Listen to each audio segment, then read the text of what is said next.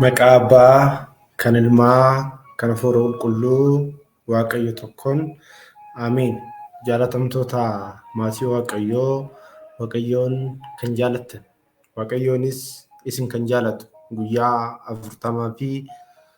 48tti ilmummaa Sillaasee kan argattan. Maqaa Gooftaa keenya Iyyasuus Kiristoosiin Kiristiyaana kan jedhamtan. Maqaa Waaqayyoo isin akkam jirtu? Akkam yoo nageessanii? Amiin. Waaqayyoon abbaan jaalalaa, abbaan dhiifamaa, akka balleessaa keenyaa, akka cubbuu keenyaa ilaalee osoo nun balleessiin yeroo kanaan kan nu ga'e maqaan isaa kan ulfaate nuuf haa ta'u. Guyyaa har'aa mata duree godhannee wajjin kan ilaallu mata duree sooma Waaqayyoo nurraa barbaadu jedha. Sooma Waaqayyoon nurraa barbaadu maalidha? Isa kana ilaaluun dursaa sooma akkaataa manni amantaa Ortodoksii itti barsiiftu maal fakkaata? Nuhoo isa keessatti maal fakkaanna? Of ilaaluu qabna jechuudha. Isa keessatti ani maalan fakkaadha? Jennee gaafa of ilaalledha waan hundaafuyyuu deebiin kan argamu yaa obboleewwan koo. Kanaafuyyuu manni amantaa waa'ee soomaa yoo barsiiftu maal jettee barsiifti? Nuti immoo barteedhaan soomaa jirra moo dhuguma bu'aan soomaa nuuf galeeti? Dhuguma hubanneeti? Dhuguma beekneeti? Waan jedhu san har'aa wajjin ilaalla jechuudha.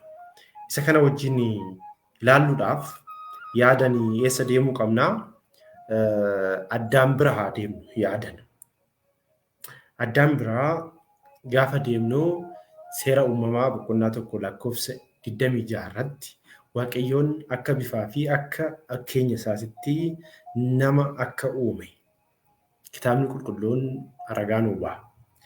Nama uumame kanas Waaqayyoon uumamtoota kaawwan irraa adda godhee uumamtoota 22 keessaa adda godhee ilma namaa kabajee harkaan qaqqabee hafuura bara baraa itti baafatee nama akka uume kitaabni qulqulluun nuuf ibsa. Harkaan qaqqabee uumuu bichaayyuu miti Waaqayyoon jechuudha.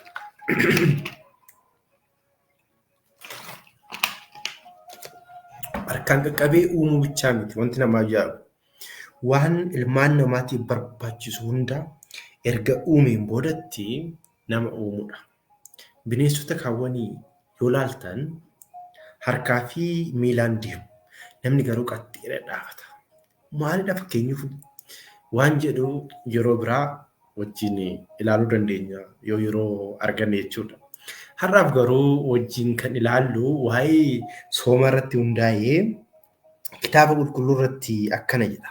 Seera uumamaa boqonnaa 2 lakkoofsa 17 irratti jecha akkana jedhu arganna. Ija mukaa jannata keessa jiru hundaa ni nyaatta. Ija mukaa hamaa fi gaarii ittiin beektan sana irraa garuu hin nyaatinaa jedha. Waaqayyoon sooma jechuun dhorguu jechuudha.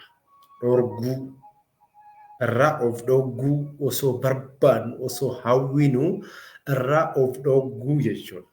Sooma jechuun hiikaan isaa jechuudha. Haala gabaabaadhaan yoo laalle jechuudha. As keessatti Waaqayyoon maalidhaaf Addaamiidhaaf waan kana hunda guutee muka kana garuu hin nyaatinii jedheen. Muka kana garuu yoo nyaatte waan hamaa fi waan gaarii jedhee Waaqayyoon Addaamiidhaan. Addaamiin garuu waggaa 7 bichaadhaaf abboommii Waaqayyoo eegee gannat keessaa akka ture ni himama jechuudha. Waaqayyoon garuu Addaamiin kana jedhee bichaan dhiifne. Wanti nama ajaa'ibu yaa obboleewwan koo. Addaamiin hin nyaatin jedhee ni bichaa hin dhiifne. Yoo nyaatte immoo maal akka isas qunnamu waan jaalatuuf Addaamiin waan jaalatuuf Waaqayyoon dursee itti hime. Akkana jedha. Inni Waaqayyoon yoo nyaattan du'a bara baraa duutu jedhe. Hin nyaatini yoo nyaatte garuu du'a bara baraa duuta. Kanaafuu Waaqayyoon jaalala inni Addaamiif qabu karaa uumuutiin, karaa nyaachisuutiin, aangoo kennuudhaan Addaamiin maal godhee jira jechuudha? Argisiiseera. Garuu Addaamiin jaalala Waaqayyoodhaaf qabu immoo argisiisuu kan qabu waan Waaqayyoon jedheensa hojiirra oolchuudhaan jechuudha. Obboleewwan koo har'as nuti gaafa biyya lafaa kanarra jiraannu Iyyasuus gooftaa keenya hin jaalanna gaafa jennu waan inni jedhe hojiirra oolchuudha. Ergamoota hin jaalanna gaafa jennu ergamoonni waan jedhan hojiirra oolchuudha. Nuti dubroo Maariyaam hin jaalanna gaafa jennu wanta dubroo Maariyaam raawwatte sana raawwannee argamuudha. Qulqulleettii Arseemaa hin jaalanna gaafa jennu maqaa bichaadhaanii miti. Ishee fakkaachuudhaaf yaaluu qabda. Qulqullicha Goorgisiin nan jaaladha gaafa jettu isa fakkaachuudhaaf fiiguu qabda. Isa fakkaachuu qabda jechuudha. Qulqulloonni immoo hojii isaaniitiin isaan Waaqayyo bira jiru. Waaqayyoodhaan eebbifamanii jiru. Waaqayyoodhaan kennaan isaanii kennamee jira jechuudha. Nuti garuu maqaa bichaa waamne osoo hin taane hojiidhaan isaa fakkaachuu qabna. Qulqullichi Phexros ani akkumani Kiristoos fakkaadhe isin ana fakkaadhaa jedhanii jiru duukaa bu'oonni. Gooftaan keenya Yesuus Kiristoos Wangeela Maatiyos boqonnaa 16 lakkoofsa 24 irratti namni na duukaa bu'uu barbaadu duraan dursee of haa ganu. Sanaan booda fannoo koo baatee na duukaa haa bu'u wanti jedheen kana jechuudha. Kanaaf Addaamiin Waaqayyoon uumuudhaan, aangoo kennuudhaan, nyaachisuudhaan, obaasuudhaan maal godheera? Jaalala Addaamiif qabu, jaalala ilma namaatiif qabu argisiiseera. Addaamiin garuu jaalala Waaqayyoodhaaf qabu argisiisuudhaaf abboommii Waaqayyoon hin tuqin jedhe sanarraa of eeguu qabaa ture. Garuu boqonnaa heera uumamaa boqonnaa 3 lakkoofsa 2 irratti maal godhee hinduutanii isin mukicha irraa yoo nyaattan iji keessan akka banamu hamaa fi gaarii beekuudhaanis akka Waaqayyoo akka isin taatan ni beekaa jedheen immoo seexan. Kanaafuu Addaamii fi Hewaan amma koorsii 2 barachaa jiru. Waaqayyo irraa hin nyaatiin yoo nyaattan du'a bara baraa duutu isa jedhu Addaamiin barate. Seexanarraa immoo yoo nyaattan Waaqayyo taatu kan jedhu barate jechuudha.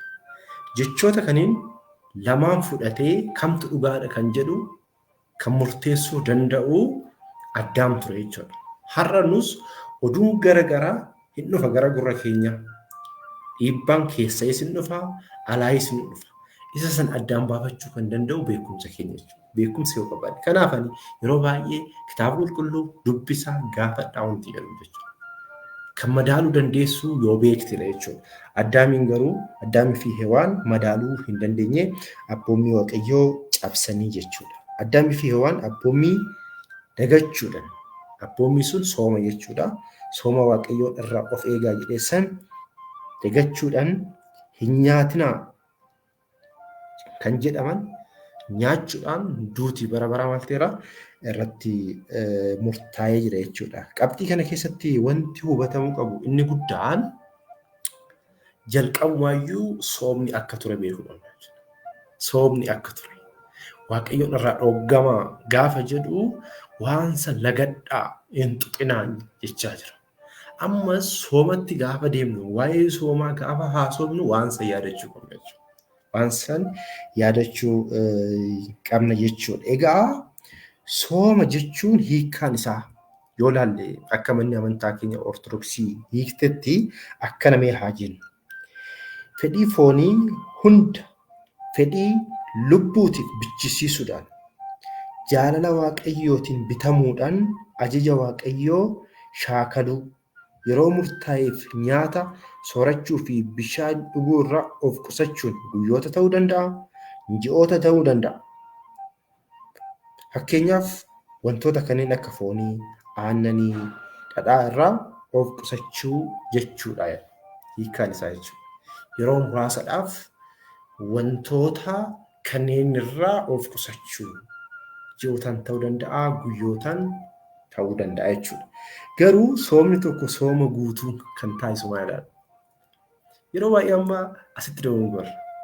Wanti isin ajaa'ibu baadiyyaa keessa yoo deemtan yeroo soomaa as yookiin magaaluma keessa illee jira wantoonni akkanaa jechuudha. Bakka waan horii bicha warroonni sooman jiru. Waan horii bicha bakka. Foon hin nyaatanii, buuphaa nyaatanii aannan hin dhugan. Sanirraan kan hafe garuu ganamaan ka'eeti farsoo isaas, araqee isaas, biiraa isaas warroonni raawwatan jiru. Soomnee jirraa jedhu. Har'a ifatti walitti himu. Irra qabaa osoo hin taane jechuudha. Ani qulqulluu ta'eetii miti. Waan barumsi mana amantaa jettuun dubbachaa jira. Waan barumsi mana amantaa barsiiftu jechuudha. Sooma kan jedhame bakka lamatti haa qoodnu jechuun sooma kana. Soomni inni dhugaa waan waaqayyoon jibburra fagaachuu. Sooma kan jedhamu. Waan waaqayyoon jibbummoo maalidha? Fedhii fooniiti. Fedhiin foonii maalidha? Obboleessa isaa jibbuu, qarshii nama hawwuu, nama arrabsuu, sanyummaadhaan qoqqoodamuu, jibbiinsa namarratti funaanuu, hattummaa, malaammaltummaa, sagaagalummaa, machaa'ummaa, falfalummaa. Wantoonni kuniin wantoota waaqayyo biratti jibbamanidha. Mana qaalluu deemuu dhiisuu, hiyyeessi karaarra jiru beela'e yoo siin jedhu ilaaltee dabarta yoo taate ammallee hin soomne jechuudha. Sooma jechuun inni sirriin inni dhugaan cubburraa fagaachuudha. Cubburraa fagaachuudha. Waan waaqayyoon jibbarraa fagaachuudha. Kana soomni dhugaa. Amma feete hanga sa'aa 12 illee soomi. Cubbuu hojjechaa harka keetiin gubboo fudhachaa namarratti murtoo hin taane murteessaa soomta yoo taate miti. Waaqayyoon kanaafidha. Uummata Israa'eliitiin ixaanni isinaaf aarsitan fuuldura kootitti akka faanjii harreenatti ajaa'ee jedha Waaqayyoon. Ixaana jibbuu miti Waaqayyoon. Ixaana jibbeetii miti Waaqayyoon. Namoonni baay'een kanas immoo ilaalaniiti ixaanni hin barbaachisu warroonni jedhanillee immoo jiru jechuudha. Soomni isin anaaf jettanii soomtan kanaayyii jedha Waaqayyoon. Harka kee ilaali. Harka kee dhiigatu jira. Duraan dursitee harka keetii dhiiga san qulqulleeffadhuudha. Qaayiliin maal jedhe? Aabelee Israa'el gaafate. Harka dhiiga Aabelee harka keetiin barbaadaa jedhe. Har'a warroonni hammeenya yaaddan, warroonni dhiiga namaa dhangalaastan, warroonni malaammaltummaa fudhattan, warroonni obboleewwan keessan jibbitan, hundi keessaniyyuu harka keessan dhiigatu jira. Dhiigatu. Kanaafuu wal soomuu hin qabnu jechuudha. Sagalee Waaqayyoo kan jedhu kanaaf. Malaammaltummaadhaan manuma amantaa keessayyuu kan uummata irraa qarshii guuramu san saamaa sooma jechuu hin danda'amu. Hin danda'amu.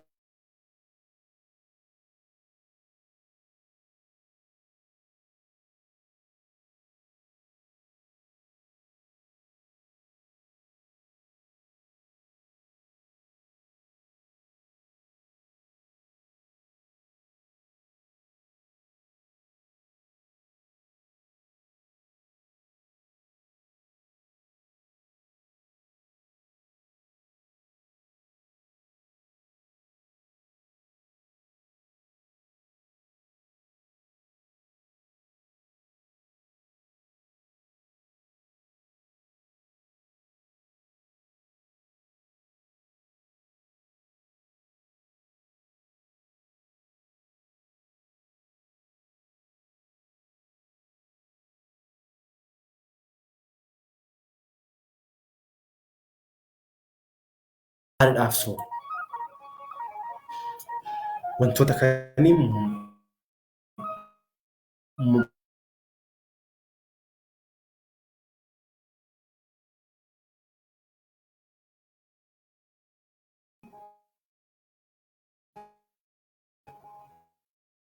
mudaa warroonni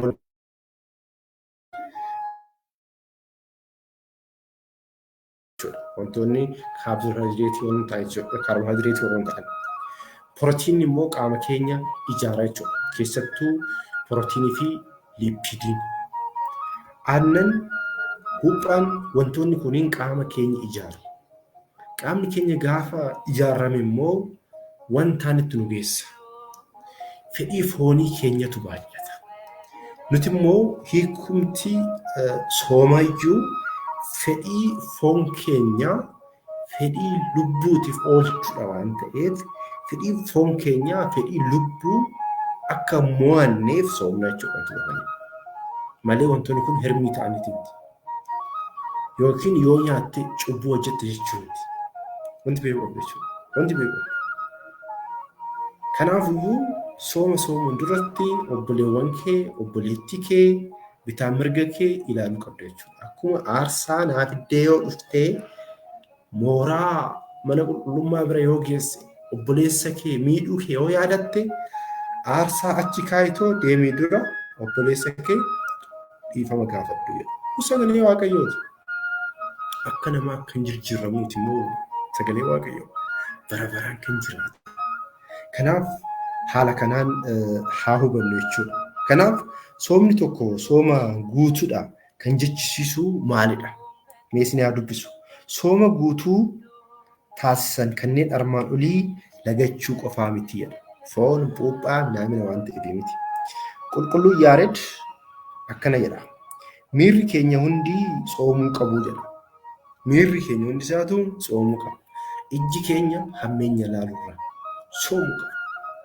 Fiilmiin taane ilaalla yoo ta'e irraa soomuu qaba. Waan hin taane ilaalla yoo ta'e irraa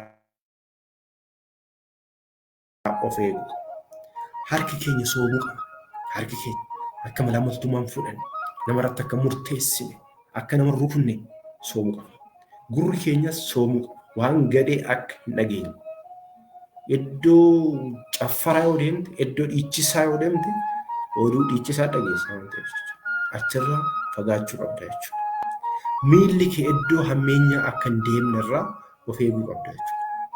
Yaadni kee sammuun kee marti isaatiyyuu hammeenya waan jedhame irraa fagaachuu qabda jechuudha. Kanaadha sooma guutuu kan jechisiisu. Inni biraa immoo faayidaan soomaa maalidha? Maalidha? Maal arganne yoon soomne? Maal arganne wanta ibsan immoo haa argisiisu. Inni jalqabaa fedhii foonii lubbuuf abboomsisuudhaan tasgabbii lubbuu argamsiifti. Cimnee yoo soomne fedhii keenya foonii gadi qabnee fedhii lubbuu caalee yoo argame gatiin nuti Waaqayyo irraa argannu guddaa waan ta'eef gonfoo bara baraatti nu geessa jechuudha. Gonfoo bara baraa. Akka barumsa mana amantaa Ortodoksiitti fayyinni adeemsadha. Inni jalqabaa nu fayyiseera. Gatii kamiiniyyuu amma immoo adeemsadha. Cimina akka dhiifamnii fi araarri Waaqayyoo akka jirutti ta'ee gaheen keenyallee immoo barbaachisaadha. Adeemsa akkamitti akka deemuu qabnu jechuudha. Inni biraa immoo ilmi namaa uumamtoota kana irraa kan adda taasiftuu fi qulqulloota ergamoota waliin wal fakkeessituudha. Maal jechuudha? Uumamtoota baay'eetu jiru. Kan yeroo maraa nyaatan jechuudha. Yeroo maraa nyaachuudha. Namni immoo kanarraa adda ta'ee ergamoonni immoo nyaanni isaanii maalidha? Faarfannaadha. Galateeffannaadha. Nyaanni isaanii. Kanaafuu ergamoota fakkaachuutti dhiyaanna jechuudha. Gara ergamootatti. Waan ta'eef haala saniin hubanna jechuudha. Inni lammaffaan. Inni biraa immoo boqonnaa sammuu argamsiisa jechuudha.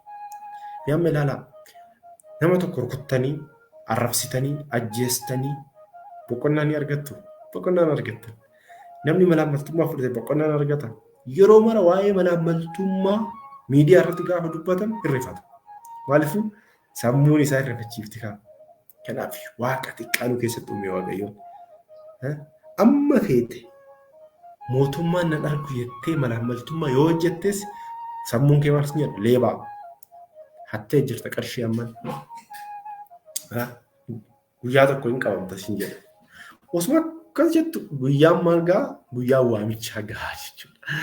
Kanarraa immoo of eeguu qabna jechuudha. Nuti kiristaanonni keessattuu kiristoosiin kiristaana warroonni jedhamne ijoollee mootichaa taanee iddoo gadheetti argamuu hin qabnu jechuudha. Kanaafiyyuu as keessatti hubachuu kan qabnu sooma kan jedhame guutuun hiikkaan isaa waan hammeenya ta'e irraa waan cubbuu ta'e irraa fagaachuudha. Waan waaqayyoon jibburraa fagaachuu akka ta'e hundi keenya beekuu qabna jechuudha. Wantoota akka foonii aannanii namni kaniin immoo wanti soomnuu fi akka cubbuutti nu geessine. Fedhiin foon keenyaa fedhii lubbuu mo'atee waaqayyoon akka walitti nu buufneef malee isaan suniin wantoota akka cubbuutti ilaalaman ta'aniiti miti. Yoo nyaattes cubbuudha jechuu miti wanti beekuu qabnu jechuudha kanarratti. Inni biraa soomamee akka kitaaba qulqulluutti haala keessattuu immoo numoo soomallee jechuudha. Maal silaa namni soomaayi maaliif soomuu diddanii jedhanii silaa nu mormuu qabu turanii garuu immoo isaan maaliif soomtu jedhaniiti. Nu mormuu isas wajjin ilaalla booda jechuudha. Kitaaba qulqulluu keessatti jalqaba soomni kan jalqabame gannatuma keessatti akka ta'e hubachuu qabna jechuudha. Irraa dhoorgamuudha bakka waan fedhiin keenya barbaadurraa. Ani fakkeenyaaf alkoolii inni dhugu yoo ta'e keessi koo immoo alkoolii hin barbaade yoo ta'e wanta kana waaqayyoodhaa walitti na buusaa hin dhugu yoo hin jedhe kiristaana sirriidha jechuudha. Malaammaltummaa gaafa fudhachuudhaaf deemu wanti kun waaqayyoodhaa walitti na buusaa hin fudhu gaafa jette ati dhugaadha kiristaana jechuudha. Soomaa jirtaa jechuudha. Cubbuurraa soomaa jirta. Cubbuurraa fagaachuu.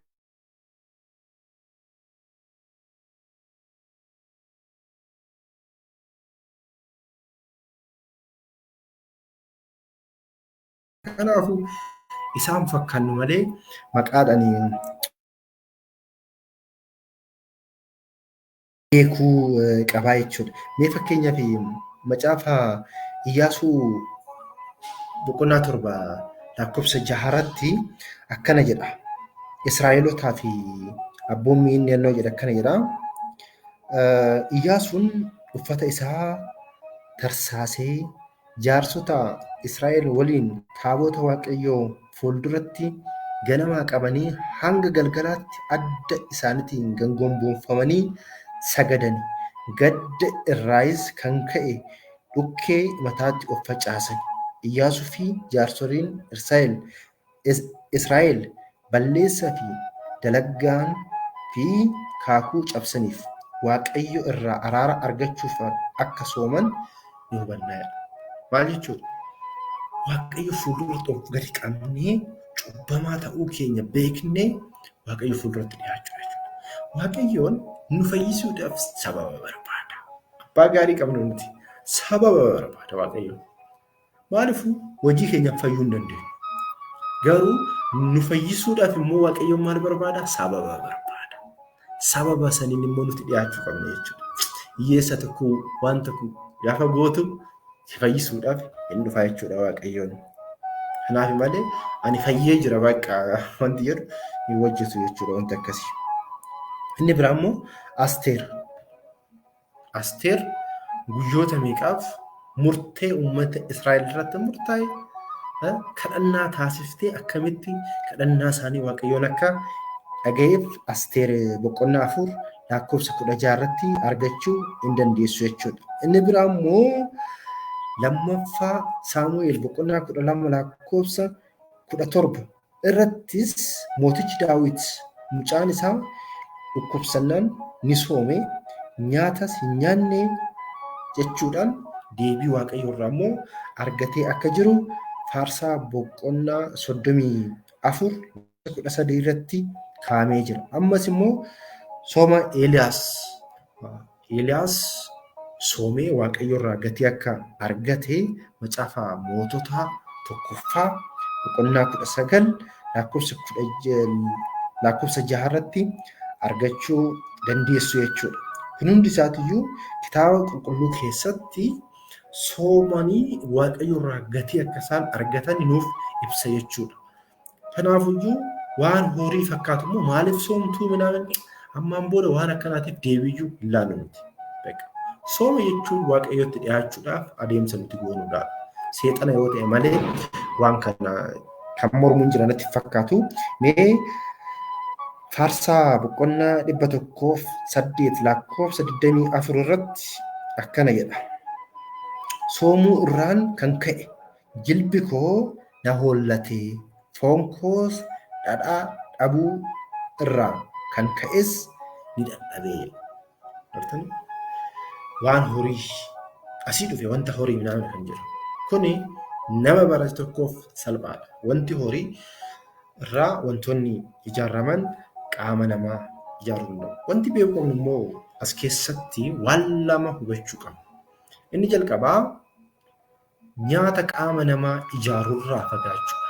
Fakkeenyaaf namoonni muraasni hanga sa'aatii 9 yookiin sa'a 6 soomanii erga kaanii boodatti wantoota firaafireedhaan guutaman muuzii ta'uu danda'a, wantoota adda addaatiin tuulamee kan dhufuuf immoo jira. Innis sooma miti illee. Isa san immoo ati maal gochuu qabdaa? Obboleewwan kee karaarra jiraniif kennuu qabda jechuudha. Fakkeenyaaf yeroo soomaa qarshiin ati baaftu soomaaf qarshii 50 yoo ta'e yeroo kaan jechuudha. Yeroo kaan qarshii 50 baaftee qursii nyaatta yoo ta'e dhugumaan kiristaanaa dhugaa yoo taate qarshii 50 sun keetii miti. Keetii miti qarshii 50 sun kan eenyuti? Kan warra karaarra jiraniiti. Obboleewwan kee beela'anii jiraniiti. Waaqayyoon harka sii kennee ija sii kennee gurra sii kenneera waaqayyoon. Isaan immoo rakkatanii karaarra jiru. Kan isaaniif ta'a jechuudha.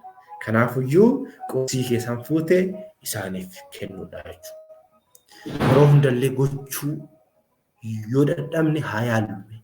Haa yaallu. Qarshii sanatti kiisii kee keessa kaawwatta yoo ta'e biizinasii hojjechaa jirta jechuudha. Biizinasii hojjechaa jirta. Maaliifuu yeroo soomaa qursii nyaatte yoo ta'e birrii 50 guyyaa 44 yoo dhoofte indeema jechuudha agarsiisa. Akkasii miti kiristaana. Isa safuunee hiyyeessaaf nama rakkataadhaaf beeta kiristaana yookiin xaafii naamni kan galchuu barbaachisaa jechuudha. Nyaata immoo qannasuu qabna jechuudha. Qannasuu qabna malee akka duraatti ta'uu qaba. Inni biraa immoo alkoolii keessattuu ganamaan ka'ee guyyaadhaan alkoolii kan dhugu jiramu. Alkooliin cubbuu itti jedhee. Kiristaanota walis sooma ishee duriitti adeemnu ishee abboonni nu barsiisan. Barumsi mana amantaa ortodoksii ishee dhugaa sanitti deebi'uu qabna malee wal sobuu hin qabnu jechuudha. Wal sobuun hin barbaachisu jechuudha. Kanaafiyyuu haala saniin haa hubannu malee wal sobaa erguyyuu hin geenyu waan ta'eef jechuudha. Inni biraa immoo uummanni Yoonaas boqonnaa 3:5 irratti eekkamsa biyya Nanawwee irratti dhufe uummanni Nanawwee guyyaa 3 bichaa soomee eekkamsa sanirraa bilisa ba'aniiru. Kanaafiyyuu soomni akka barbaachisu hundi keenya iyyuu beekuu qabna jechuudha. Sooma kaakuu haarawaa keessatti immoo gooftaan keenya Iyyasuus Kiristoos gadaama Qorontos galee guyyaa 40 fi halkan 40 soomuu isaa beekuu qabna jechuudha.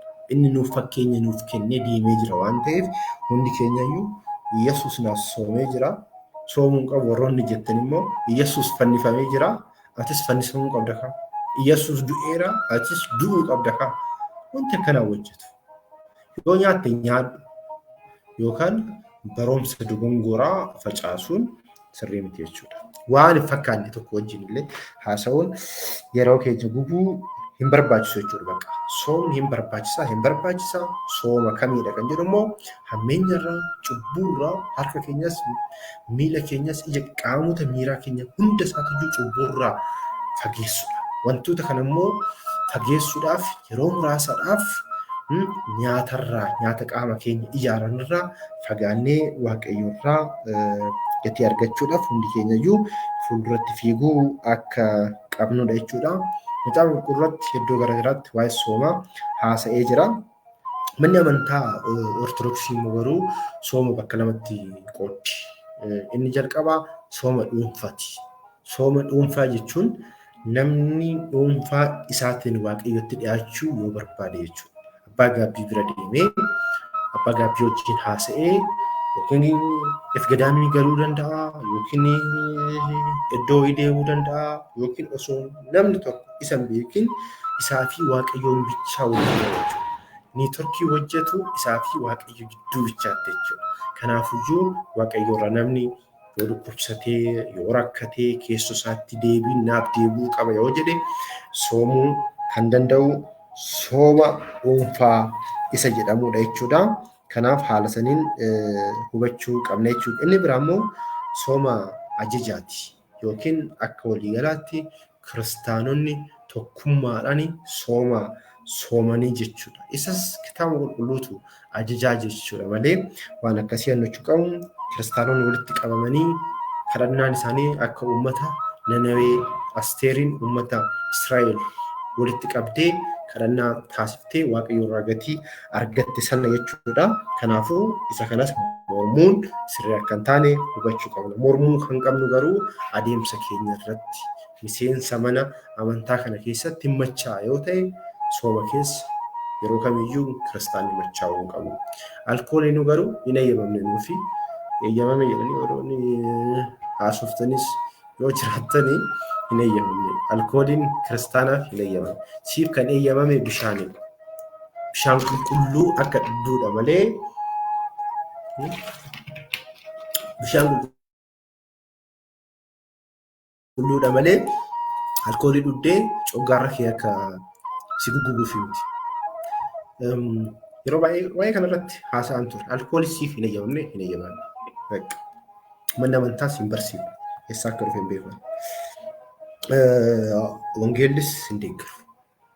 Amma feete dhugi. Haaya nama bakka humna kiyyaan danda'a. Bakka hanga humna kiyyaan dhugaa hin jirtu.